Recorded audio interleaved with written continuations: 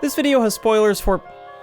Actually, sorry to be obnoxious 2 seconds into a video, but the spoilers already require explanation. See, the pitch of this video is basically games that have a very specific kind of twist hidden in them, and because of this, even giving the name of the game I'll be spoiling will, in itself, be a spoiler for that game, because then you'll know that it has that very specific kind of twist. So, here's what's going to happen. If you are averse to the idea of being spoiled on anything at all, just get out now. Now for the rest of you, I am going to show the games that I'm going to talk about in this video, but with a little twist of my own. You know how, in firing squads, one guy gets a blank so they can all maintain some veil of innocence? Here, I'm going to show all the games I'm going to talk about, and one I'm not going to talk about. Therefore, if you see this list of games and think, damn it, I wish I didn't know it had that twist, hey, maybe it doesn't. Does that make sense? No? Well, here we go!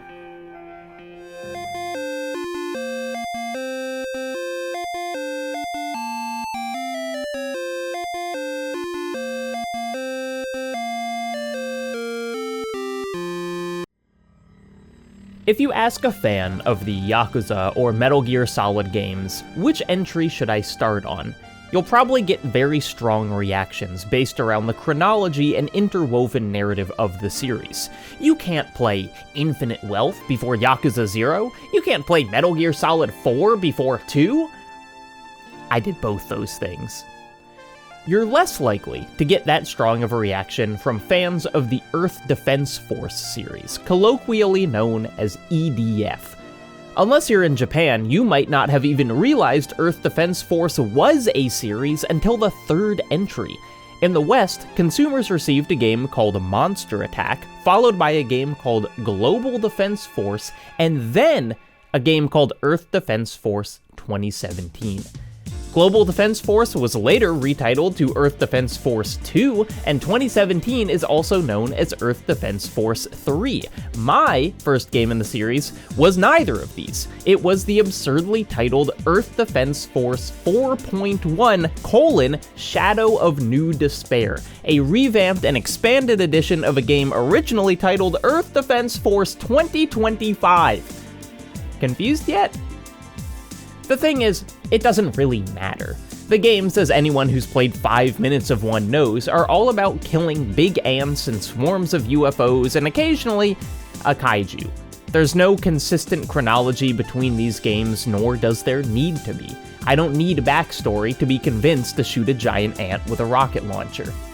Earth Defense Force 5, which was actually titled Earth Defense Force 5, is a soft reboot of the chronology, and this only matters because Earth Defense Force 6 kinda continues from 5, and EDF 6 is what this section is about. Something about me is I love a late title card. Remember how in Eternal Sunshine of the Spotless Mind, there's a full 20 minutes of movie before the opening credits, or Raising Arizona, or hell, Mission Impossible Dead Reckoning? Well, let me tell you what happens a good 13 missions into Earth Defense Force 6. The game opens in a bunker on a completely destroyed Earth, the remnants of what's left after the events of EDF 5. You fight the requisite big ants and robots and some frogmen, get into the groove of what an EDF game is supposed to be.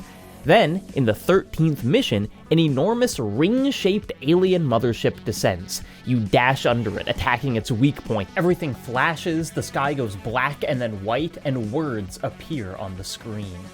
The Earth Defense Force 6 begins now. Oh yeah, baby, let's go! Earth Defense Force 6 begins now! The real Dark Souls starts here! Let's kill some bugs! Earth Defense Force 6, according to my Steam library, is a very long game. There are 147 mainline missions, which took me 57 hours to beat on a very non-comprehensive first playthrough. But see, Steam is mistaken. Earth Defense Force 6 is a very short game. After attacking the ring ship, you're seemingly transported back in time. back to a non-destroyed Earth to kill more big bugs and robots. You fight valiantly until a mission completely overwhelms you and the timeline flashes forward 3 years back to the destroyed Earth you started in. The horrible ring descends again, you position yourself directly underneath it and attack, the sky flashes black and then white, and then the words appear. We go back in time, and the accident reoccurs. Time does not move forward. The Earth Defense Force 7 begins now. Earlier this year, I felt like I was the one who was sent back in time.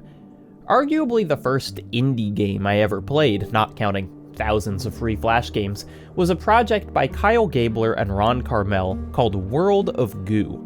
World of Goo, which I played on the Wii in 2008, is a physics-based puzzle game where the player balances stacks of goo balls in wobbly towers to reach the goal. It's a game I have a lot of affection for. Its disturbingly cute art direction, its incredible soundtrack, its strikingly bizarre narrative choices. For me, it set the template for what to expect from future indie titles. And then, this year, the year of our Lord 2024, Gabler and Carmel are back with a game called World of Goo 2. And it feels like it could have come out in 2009. That's not as damning as it sounds, I promise. It's more that the opening hours of World of Goo 2 feel far more iterative than revolutionary. Many of the levels are pretty overt remixes of similar levels from the first title. The soundtrack is also made of excellent reworkings of the original themes. The gameplay is, well, it's still moving goo balls around. There is new stuff. The game introduces lots of new types of goo, including actual liquid with physics. It doesn't feel lazy, but it does feel... It feels, like I said, that this is the sequel the developers would have come out with a year or two after the original release, rather than 16 years later. Fortunately, one of the things World of Goo 2 preserves is the gonzo story beats. In fact, it amps them up significantly. In the first world, you use the goo balls to catch a giant sea beast living below an island, and that beast rears up and breathes fire in a spiral that surrounds the entire planet, a fire that fades into text that reads, 100,000 years later, 100,000 light years away.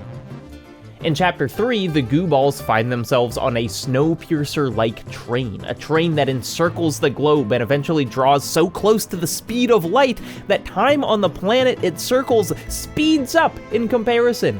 The train whizzes by again and again, all the humans crumble to dust before our eyes, and when it stops, it somehow skipped all the way past the Chapter 3 you were theoretically playing. It skipped past 4, too. It skipped into an entirely different World of Goo. The next level of World of Goo 2 is World of Goo 9, Paper Gulf. The level after that is World of Goo 11, This Way Up. The level after that is World of Goo 17, The Black Stain. Suddenly, the similarity of the first levels of the game feels like an intentional bluff. You thought we could only manage iterative, the game seems to be saying? You thought we didn't have new ideas? You thought we were repeating ourselves out of necessity? Ha! Look, is this it? Is this what you wanted? This is the story of a man named Stanley. 5 years after World of Goo, but still more than a decade ago, the realm of office-based bits about agency in video games was changed forever by the release of the Stanley Parable. It was, actually, a pretty big deal. The Stanley Parable is a game based around a single moment. When Stanley came to a set of 2 open doors, he entered the door on his left.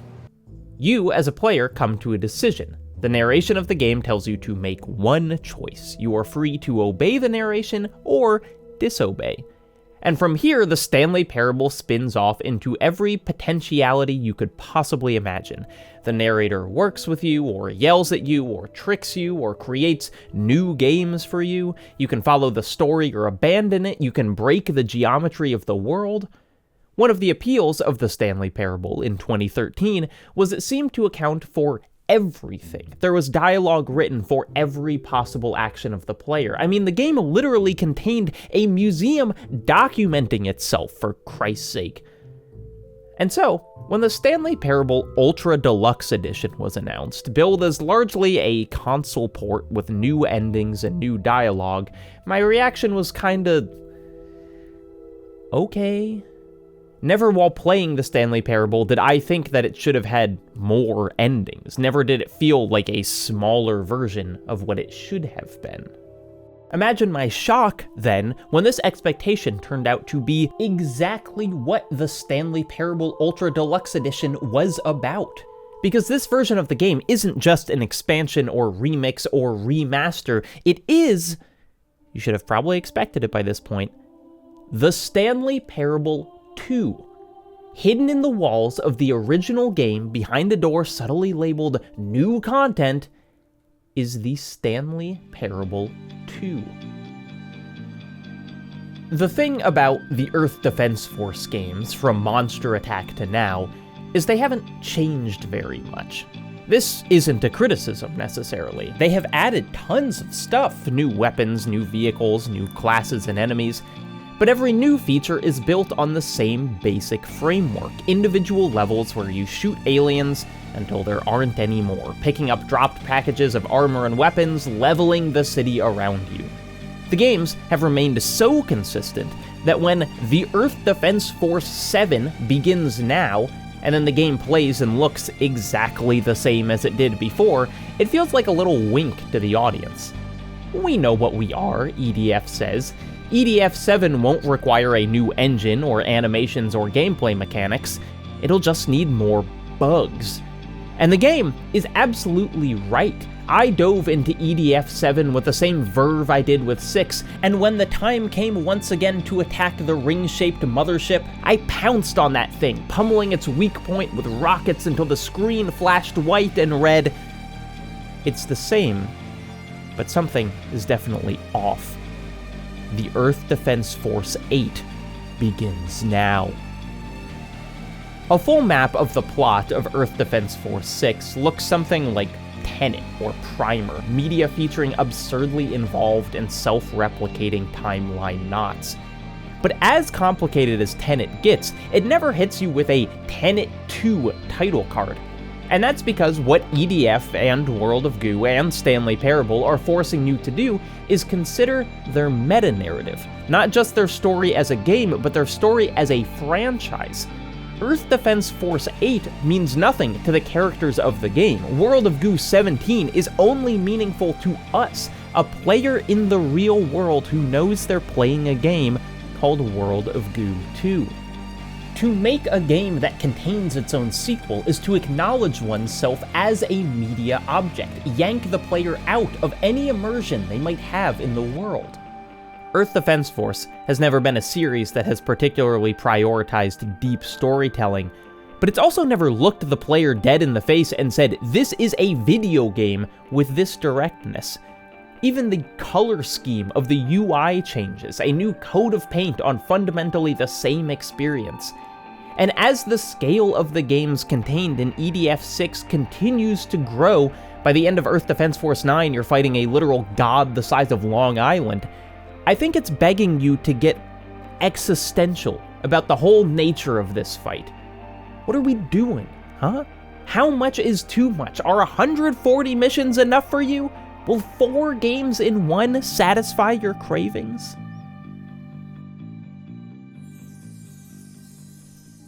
This implied conversation with the player is made explicit in the Stanley Parable Ultra Deluxe. Inside the new content door, we're led to something called the Memory Zone, a place in which the narrator reminisces about what the Stanley Parable used to be, and what it used to mean.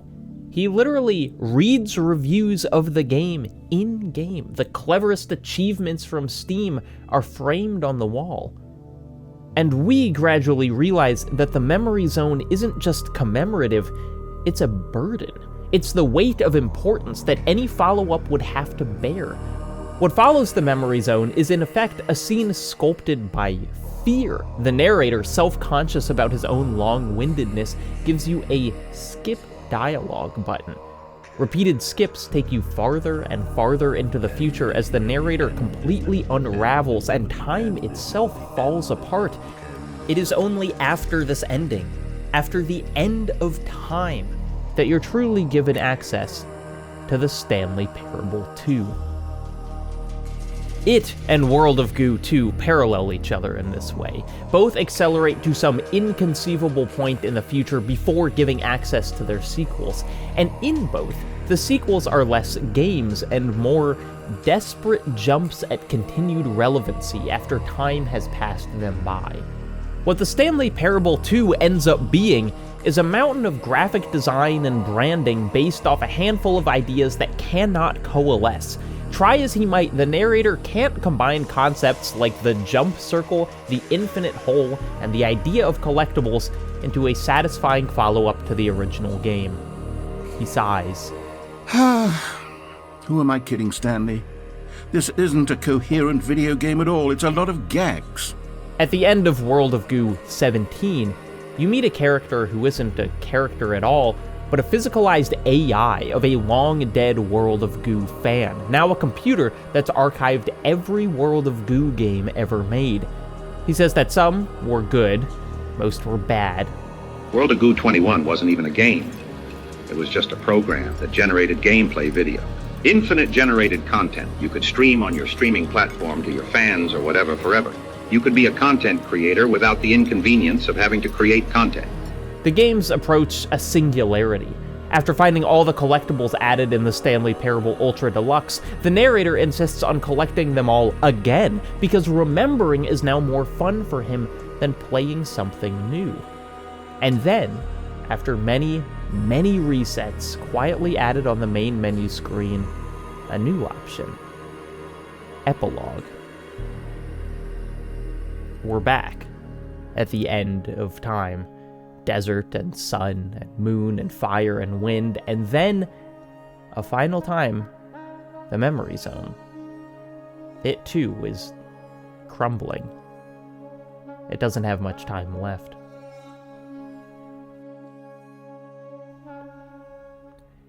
On March 21st, 2024, Capcom released Dragon's Dogma 2, a long-awaited follow-up to their cult classic from 2012. Dragon's Dogma 2 promised everything you'd expect from a sequel: polished and expanded gameplay mechanics, a larger and more immersive world, a deeper story, the list goes on. Weirdly, one expectation they didn't deliver on was getting the name right on their title screen. You do a prologue, escape prison by hopping on a griffin, and just as the beast soars towards the game's mainland, the title proudly proclaims Dragon's Dogma. Just Dragon's Dogma. No numerals or subtitles or anything else. It's a weird choice, but we live in a world where the 7th God of War game is called God of War, so I didn't put too much thought into it. Dragon's Dogma 2024 is a very similar game to its predecessor. It's set in a classic medieval fantasy, what Matt Lease referred to as hobbity as f***. It's a game where you, the chosen arisen, and your pawns, non-chosen adventure companions, trek through vast and dangerous stretches of wilderness, fighting goblins and ghosties and big ogres and stuff. If I had to describe the feeling of Dragon's Dogma in a word, it would be commitment. Commitment to the legitimacy of its world and its size. Commitment to the fact that any cart ride between two locations will likely be procedurally interrupted by a wandering band of goblins. Commitment to the powers your chosen class can attack those goblins with. Commitment to the fact that even if you kill all the goblins, the fact that they smashed your cart during the battle means you'll be legging it all the way home. These are the stories Dragon's Dogma is made of. Dynamic stories created by unpredictable events. You try to bring a griffin down by jumping on top of it, but instead it takes off and soars to a part of the map you've never seen.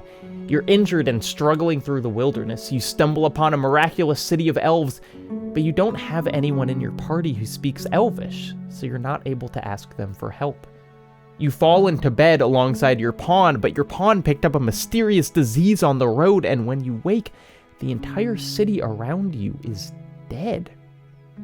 The freedom the game gives you is almost terrifying when paired with its equal level of consequence.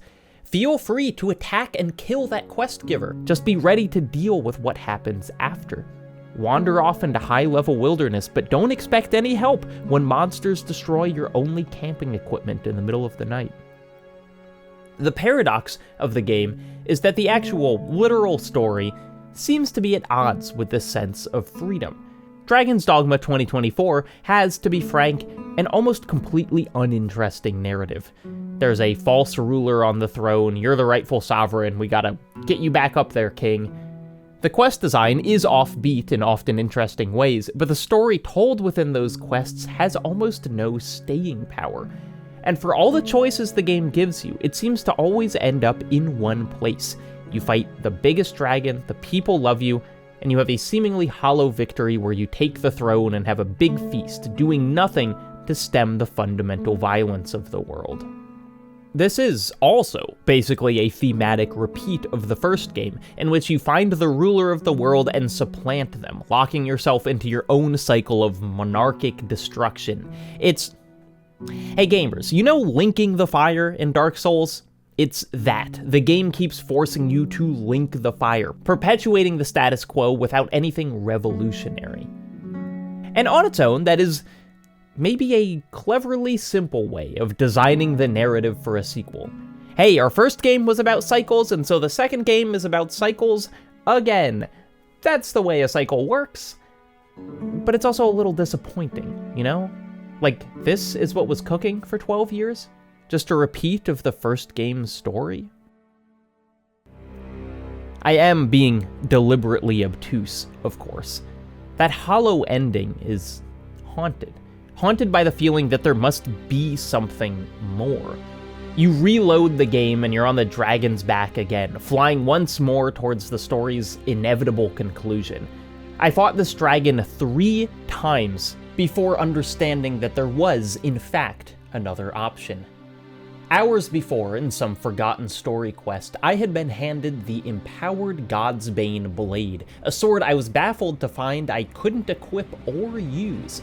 So it sat in my crowded inventory, covered by various rotting fruits and forgotten, until finding myself once more on the back of the dragon I was supposed to fight, I crawled down to its fractured chest, finally pulled out the Godsbane Blade, and stabbed not the dragon, but myself. What happens next is... I'm worried I'm going to undersell how transcendent this moment is.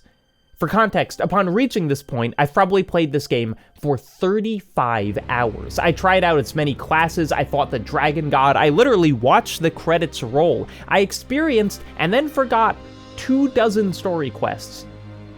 But I will not forget what happened next. I stabbed myself with the Empowered Godsbane Blade, and I and the dragon both plummet into the ocean below, engulfed in angry red tendrils. But someone stops me halfway down. A spirit named the Pathfinder that's been haunting the game from the beginning, who tells me in no uncertain terms that I am abandoning the game, that there is a world designed for me, there are characters built to help me in my quest, and what I'm doing is forsaking all of them.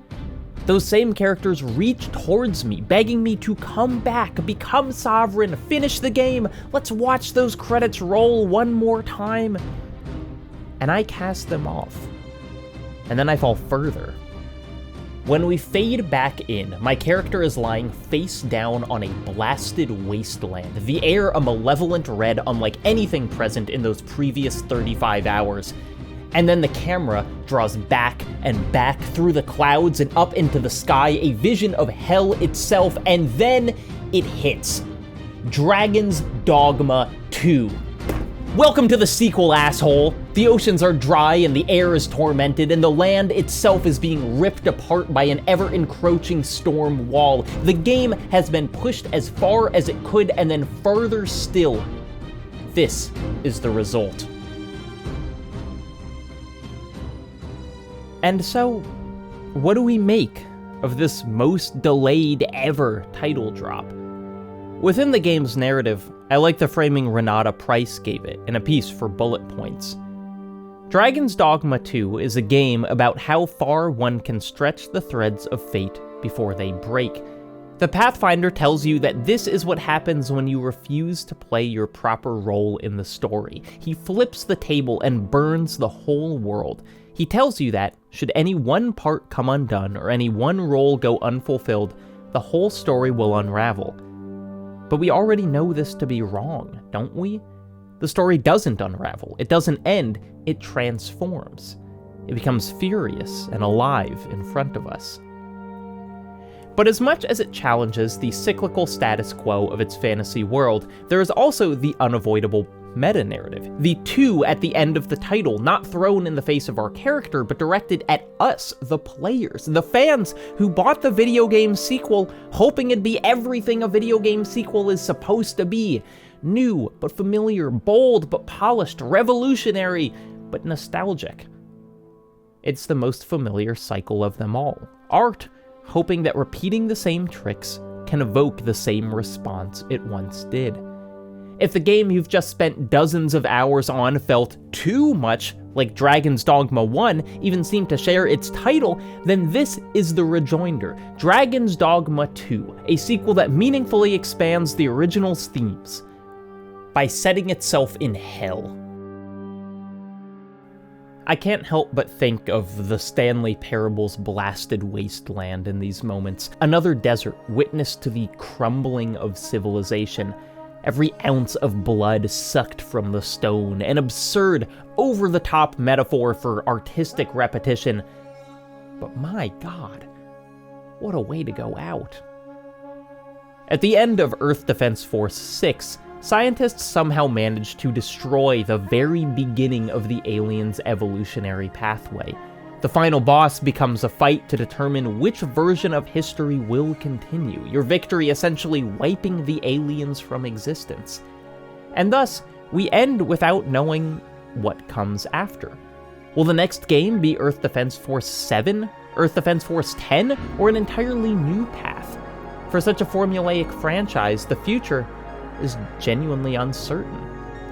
In the epilogue to the Stanley Parable Ultra Deluxe, an eternity of wandering through a desert of memory ends in a conversation with the settings of the game itself, a quiet voice that's encouraged you to set the clock and brightness each time you've turned on the game. The settings voice is terrified of the Stanley Parable universe ending. The Stanley Parable is not sacred. We do not need to protect it. Screw the legacy. Let's keep making Stanley Parable games until the sun explodes. Let's run this franchise into the ground. Let's drag it through the mud and back. And then, the settings voice gives you the opportunity to make a new Stanley Parable every time you start the game. The Stanley Parable 3, Baby Champion. The Stanley Parable 4, Avoid the Skeleton. The Stanley Parable 5, Stanley's Tiny Cowboy. And on and on and on. That way, the Stanley Parable will never end. At the end of Chapter 4 of World of Goo 2, you find yourself conversing with a computer who is more or less the god of its world. It is the thing that's preserved every World of Goo game ever made, allowed you to experience World of Goo 9 and 11 and 17. Your character says, "I don't think I'd want to live forever inside a noir-themed sequel, but thanks the computer for keeping the World of Goo games alive." The computer says, "It was a pleasure. Now would you like to try some more levels of World of Goo? They're just over there." We walk to the right and trip over a power cord. The computer turns off.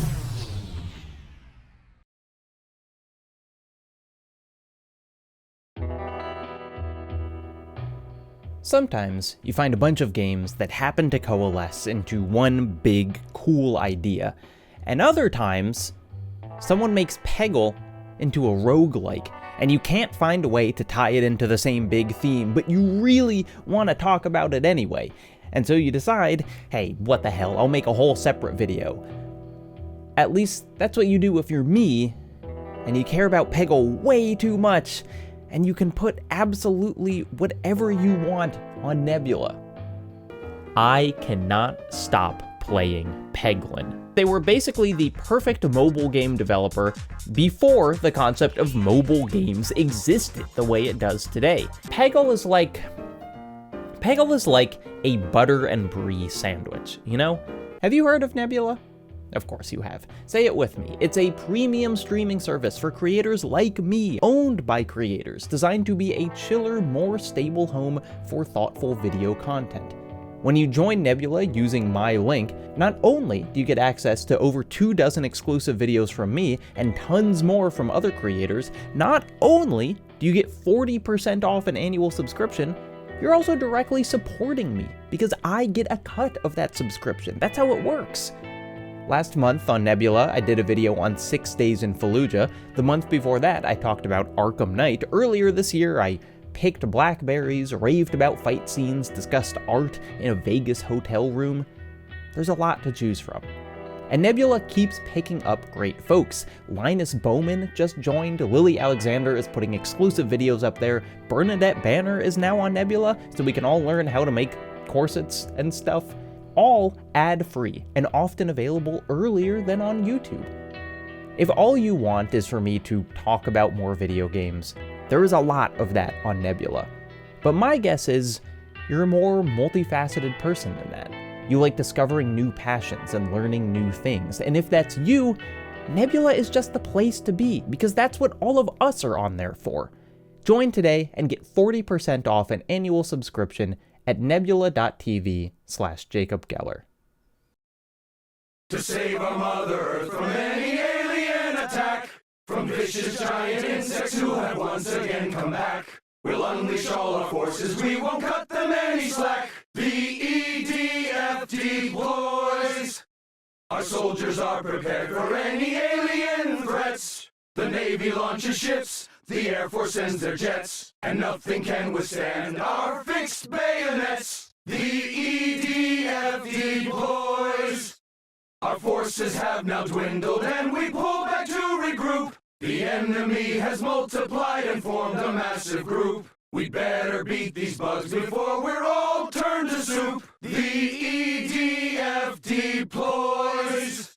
To take down giant insects who came from outer space. We now head underground, for their path we must retrace, and find their giant nest and crush the Queen's carapace. The EDF deploys. The Air Force and the Navy were destroyed or cast about. Scouts, Rangers, winged divers have almost been wiped out. Despite all this, the infantry will stubbornly hold out. The EDF deploys.